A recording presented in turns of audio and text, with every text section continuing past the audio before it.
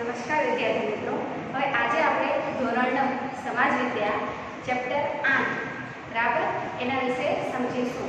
હવે ચેપ્ટર 8 પ્રકરણ 8 જે છે એનું નામ જોઈએ તો કે ભારતના રાજ્ય બંધારણનું ઘડતર અને લક્ષણો। નામ પરથી જ ખ્યાલ આવશે બંધારણ બરાબર। આપણા દેશ ભારત જે છે બરાબર, આપણો દેશ જે ભારત છે એનું બંધારણ જે છે એ કેવી રીતે ઘડાયું, ક્યારે ઘડાયું બરાબર, કેટલા સભ્યોએ સાથે મળીને ઘડ્યું, બંધારણનું મહત્વ શું છે બરાબર, એ બધા વિશેની સમજ આપણે આમાં મેળવીશું આ ચેપ્ટરમાં। તો ચલો ચાલુ કરીશું। ભારતનું બંધારણ જે છે એના ઘડતરની પ્રક્રિયા, એના લક્ષણો। સૌપ્રથમ આપણો મુદ્દો છે બંધારણ, સંવિધાનનો અર્થ। બંધારણ અથવા તો સંવિધાન કોને કહેવાય છે પહેલે તો એનો અર્થ જાણીએ। તો બંધારણ જે છે બરાબર, એના બીજા શબ્દમાં આપણે સંવિધાન કહીએ છીએ।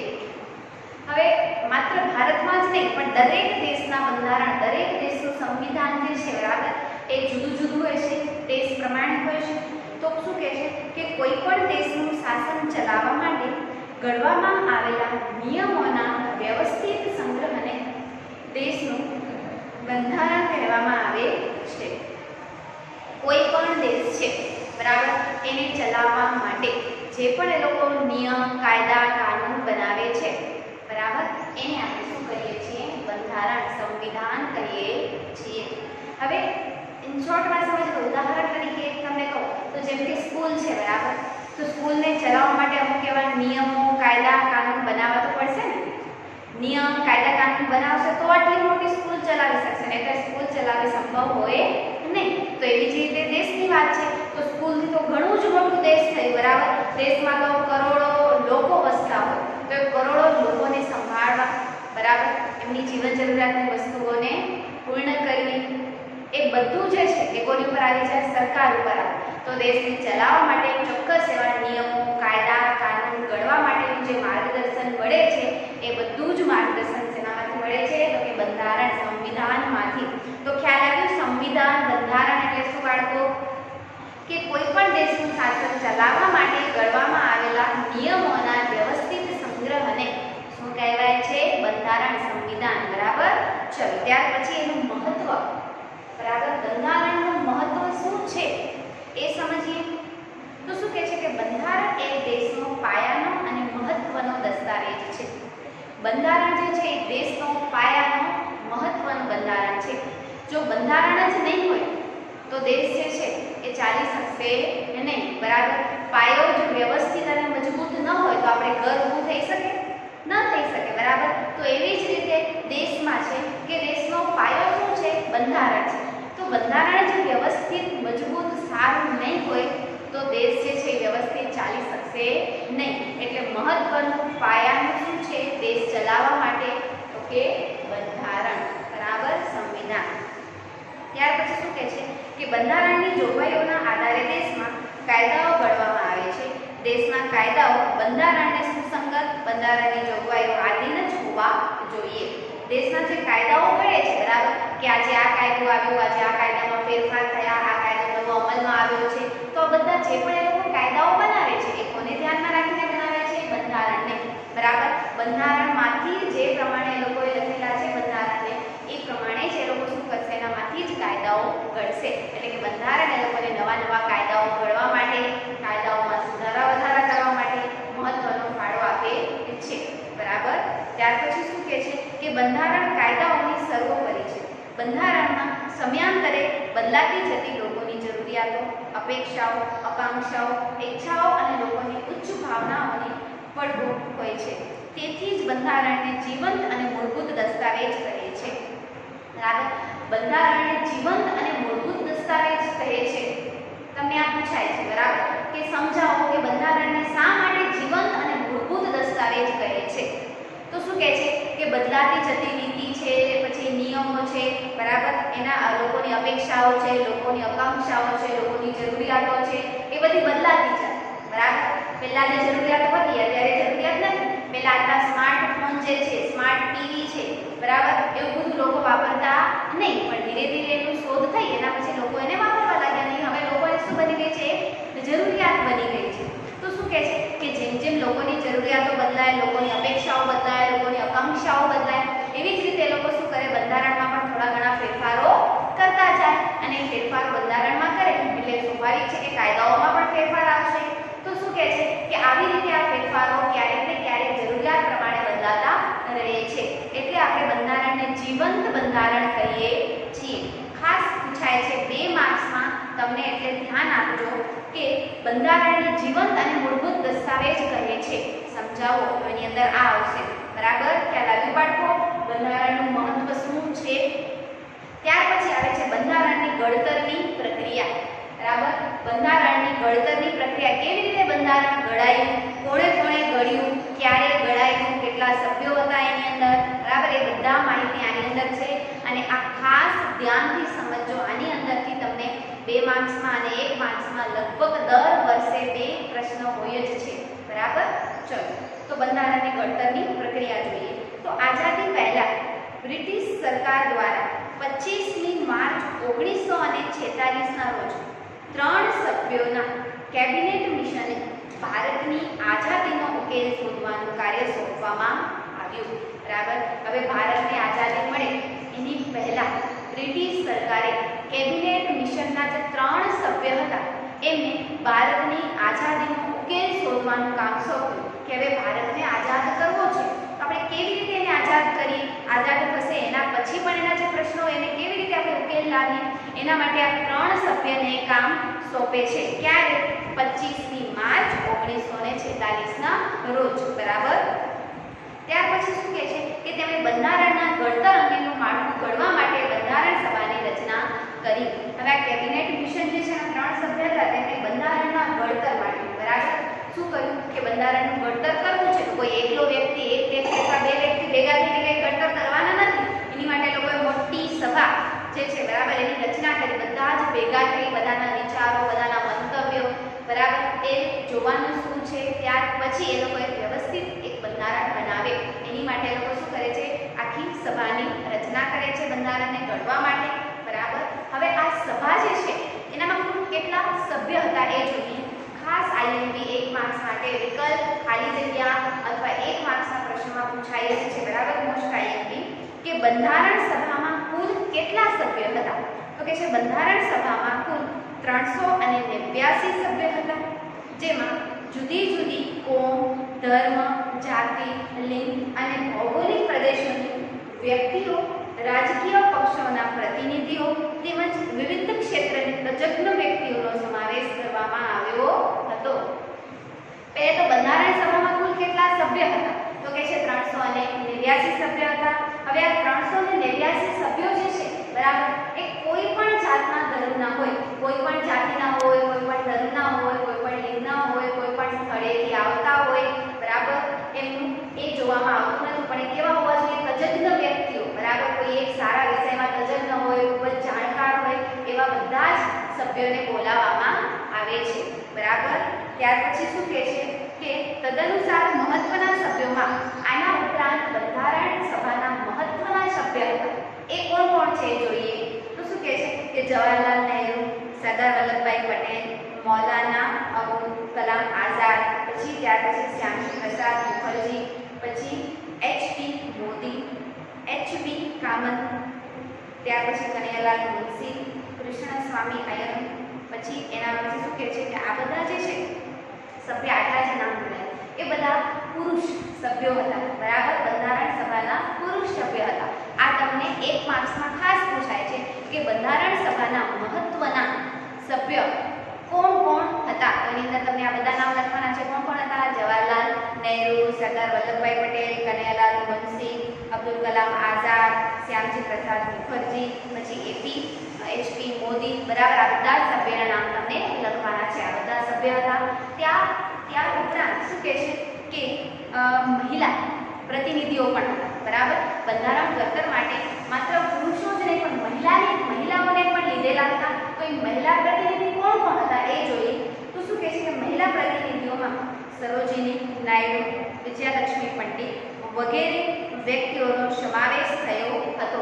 ખાસ આઈએમપી 1 માર્ક્સ માટે આ પણ બરાબર પૂછાય જ છે કે મહિલા પ્રતિનિધિ તરીકે બંધારણ ઘડતર માટે મહિલા પ્રતિનિધિ તરીકે કયા 2 સભ્ય હતા? તો સરોજિની નાયડુ અને વિજયાલક્ષ્મી પંડિત. સભ્યની આ બે મહિલા સભ્ય હતા. એના ઉપરાંત પુરુષો પણ હતા, એ પણ આપણે જોયા. અને બંધારણ ઘડતર માટે કેટલા સભ્યો હતા? તો 389. ખાસ યાદ રાખજો કેટલા સભ્ય હતા, કયા કયા હતા પુરુષો અને મહિલાઓ કઈ હતી. બરાબર, આ ત્રણ ખાસ યાદ રાખજો. ત્યાર પછી જોઈએ તો શું કહે છે કે બંધારણ સભાના અધ્યક્ષ તરીકે ડોક્ટર રાજેન્દ્ર પ્રસાદ હતા, જ્યારે બંધારણની ખરડા સમિતિના અધ્યક્ષ તરીકે ડોક્ટર ભીમરાવ આંબેડકર હતા. વિકલ્પમાં ખાલી જગ્યામાં 1 માર્ક્સમાં પૂછાય છે એવો પ્રશ્ન કે બંધારણના અધ્યક્ષ કોણ હતા અથવા બંધારણના અધ્યક્ષ ખાલી જગ્યા હતા, તો કોણ હતા? ડોક્ટર રાજેન્દ્ર પ્રસાદ જે બંધારણના અધ્યક્ષ હતા. હવે શું કહે છે કે ખરડા સમિતિના અધ્યક્ષ કોણ હતા? તમને એમ પૂછે તો કોણ આવશે? ડોક્ટર ભીમરાવ આંબેડકર. બંને અધ્યક્ષ જ છે, પણ ખાલી ફક્ત ફેર એટલો છે કે ડોક્ટર રાજેન્દ્ર પ્રસાદ જે છે બંધારણ સભાના અધ્યક્ષ હતા અને ખરડા સમિતિના અધ્યક્ષ કોણ હતા? ભીમરાવ આંબેડકર. બરાબર, ખ્યાલ આવ્યું આટલું પેરેગ્રાફ? એકદમ સારી રીતે હજી તમે પણ વાંચજો. બરાબર, ચલો ત્યાર પછી જોઈએ આ બંધારણ સભાએ તેમની કામગીરી 9મી ડિસેમ્બર 1946 થી શરૂ કરી હતી. હવે બંધારણ સભાના સભ્યએ એમની કામગીરી ક્યારથી શરૂ કરી? તો ક્યારથી કરી? 9મી ડિસેમ્બર 1946 થી શરૂ કરી હતી.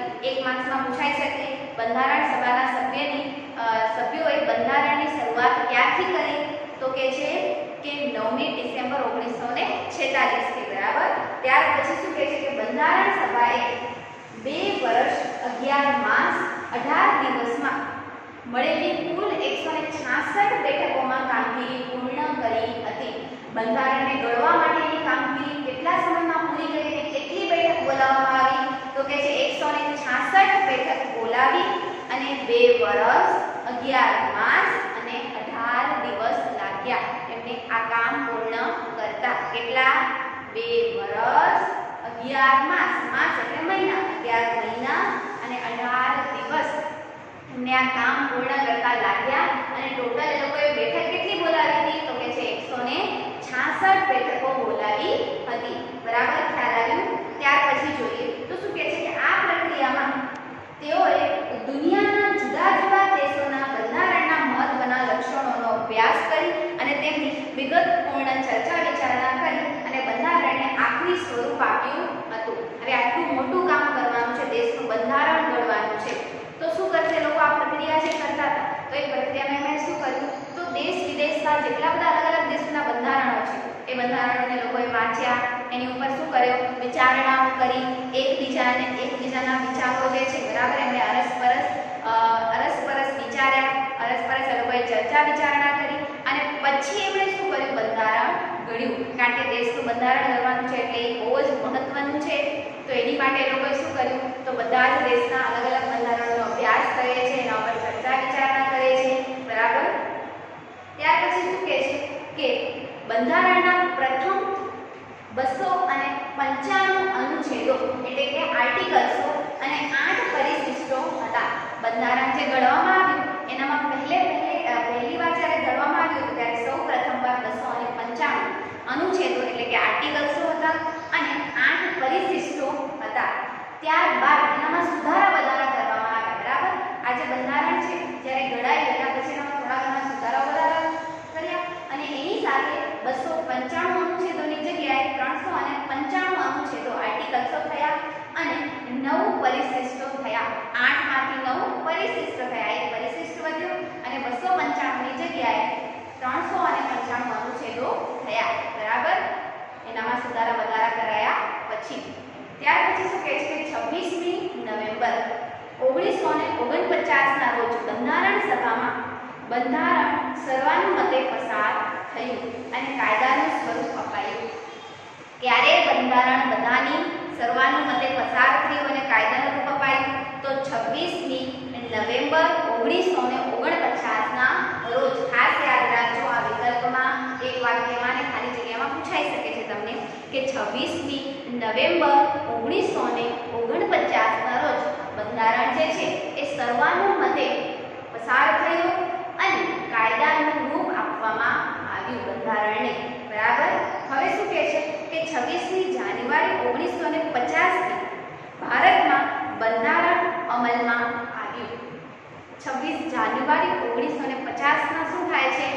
બંધારણ જે છે એ અમલમાં આવે છે. બરાબર, આખા ભારત દેશમાં. પણ ખાલી ઘડાયું ક્યારે, કાયદો ક્યારે બન્યો? તો કે 26 નવેમ્બર 1949. ખાસ યાદ રાખજો. બરાબર, આ બંને વચ્ચે તફાવત. ક્યારે ઘડાયું અને ક્યારે અમલમાં આવ્યું, બહુ જ નાનું અંતર છે.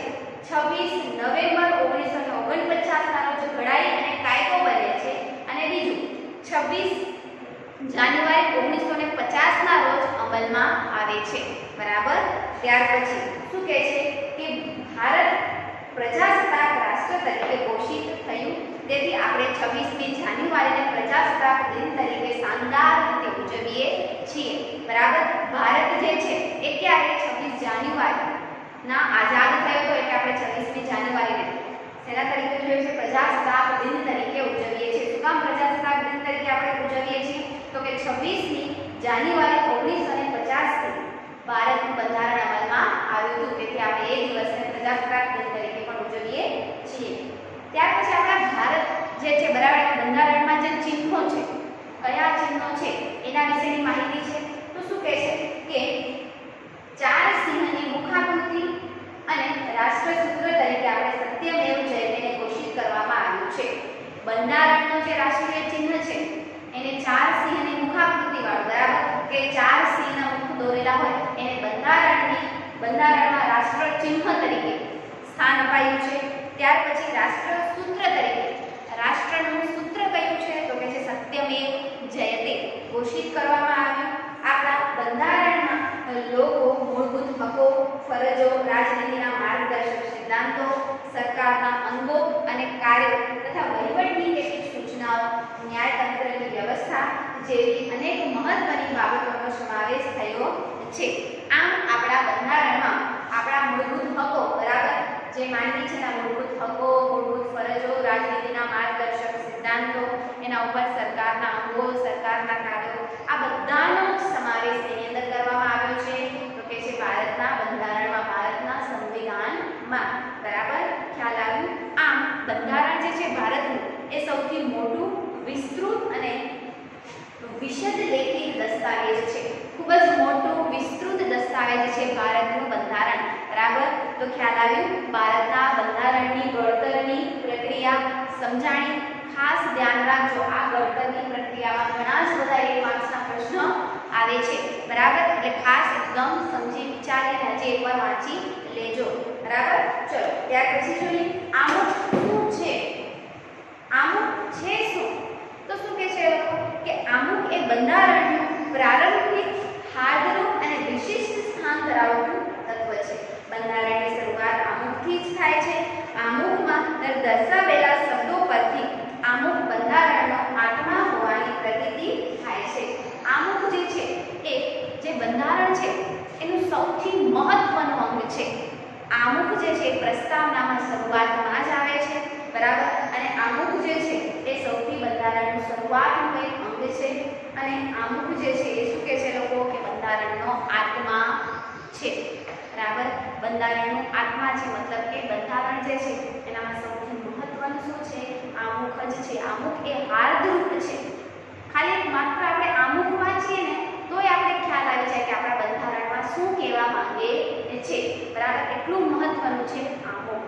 ખ્યાલ આવ્યું? ચલો હવે બાજુના પેજ ઉપર તમને આમુખ જે છે, બરાબર, બંધારણનો સૌપ્રથમ શરૂઆતી પેજ આમુખ એ કેવું છે, એનામાં શું લખેલું છે, કયા શબ્દ લખેલા છે એ આખું એક દર્શાવેલું છે.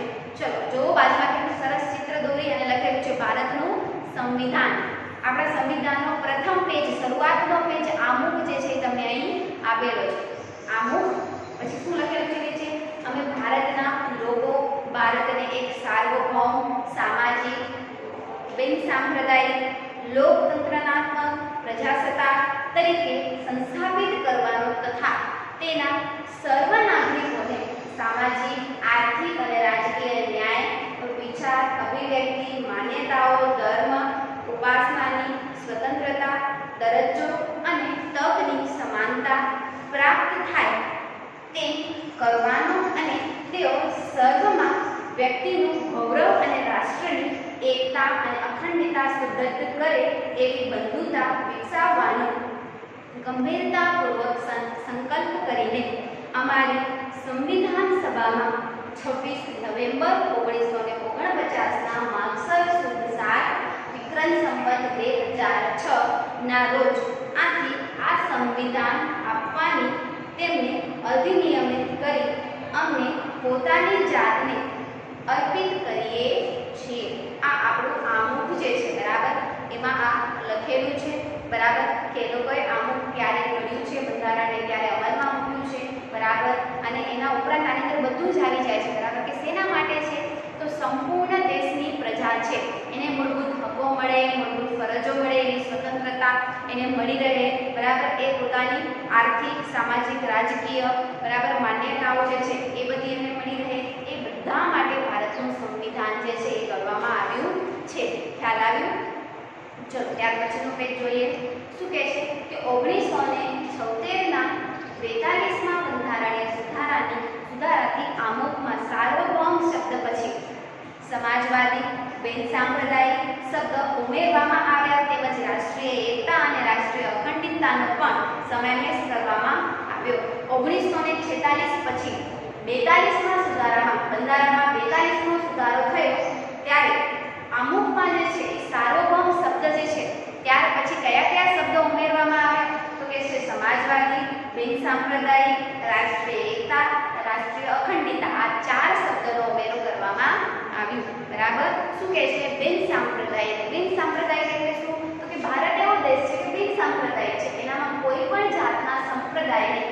સંપ્રદાય મતલબ ધર્મ, કે આ જ ધર્મ પાળવાનો, આ જ ધર્મના લોકો ભારતમાં રહી શકે છે બરાબર, એવું કોઈ પણ ભારતમાં છે નહીં. ભારત કેવું છે? બિનસાંપ્રદાયિક છે બરાબર. ગમે ધર્મના લોકો ભારતમાં રહી શકે છે, ગમે ધર્મ પાળી શકે છે. એટલે સાર્વભૌમ પછી બિનસાંપ્રદાયિકતા એક શબ્દ ઉમેરવામાં આવ્યું બરાબર. ત્યાર પછી શું કહે છે કે એકતા, રાષ્ટ્રીય એકતા અને રાષ્ટ્રીય અખંડિતતા, પૂરું ભારત, પૂરું રાષ્ટ્ર એક રહે, એનામાં એકતા રહે અને અખંડિતતા રહે બરાબર. ક્યારે પણ ભારત જે છે એ જુદું ન પડે, બધા એક સાથે અખંડ રહે, એ બે શબ્દનો પણ ઉમેરો કરવામાં આવ્યો. ત્યાર પછી શું કહે છે કે આમુખ બંધારણના મૂળભૂત હેતુઓ, ધ્યેયો, આદર્શો તેમજ સિદ્ધાંતોને વાચા આપે છે. આમુખ બંધારણના ઉદ્દેશો થકી ભારતમાં કલ્યાણ રાજ સ્થાપવાની ઉચ્ચ ભાવનાનો અને આદર્શોને સિદ્ધ કરવા ઈચ્છે છે એવું સ્પષ્ટ છે. આમુખ જે છે બરાબર એ હેતુ છે, ધ્યેયો છે, આદર્શો છે, સિદ્ધાંતો છે બંધારણના બરાબર. બંધારણના આમુખ જે છે એ બંધારણનું શું ધ્યેય છે, બંધારણનો શું ઉદ્દેશ્ય છે એ સ્પષ્ટ કરે છે બરાબર. આના ઉપરાંત શું કહે છે કે આમુખ દ્વારા ભારતના ઘડવૈયાઓના માનસનો પરિચય થાય છે. આમ આપણે આમુખ જે છે એને વાંચીશું બરાબર. જે ચોપડીમાં તમને આપેલું છે આમુખ હમણાં આપણે વાંચ્યું, એને આપણે વાંચીએ તેના પરથી આપણને ખ્યાલ આવશે કે ભારતના આમુખના જે ઘડવૈયાઓ, બંધારણના જે ઘડવૈયાઓ છે એના જે વિચારો છે એ આપણને રજૂ થાય છે તેનામાં આમુખમાં બરાબર. તો ખ્યાલ આવ્યું બાળકો? આજે આપણે શું સમજ્યા? તો બંધારણ, સંવિધાનનો અર્થ સમજ્યા, સંવિધાનનું મહત્વ, બંધારણનું મહત્વ સમજ્યા, બંધારણની ઘડતરની પ્રક્રિયાઓ સમજ્યા અને આમુખ શું છે એ સમજ્યા બરાબર. તો આટલા પોઈન્ટ જે છે એ હજી એકવાર ઘરે વાંચજો.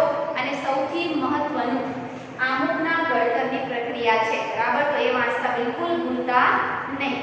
આગળનું પ્રકરણ આપણે આગલા વિડીયોમાં જોઈશું બરાબર. અસ્તુ.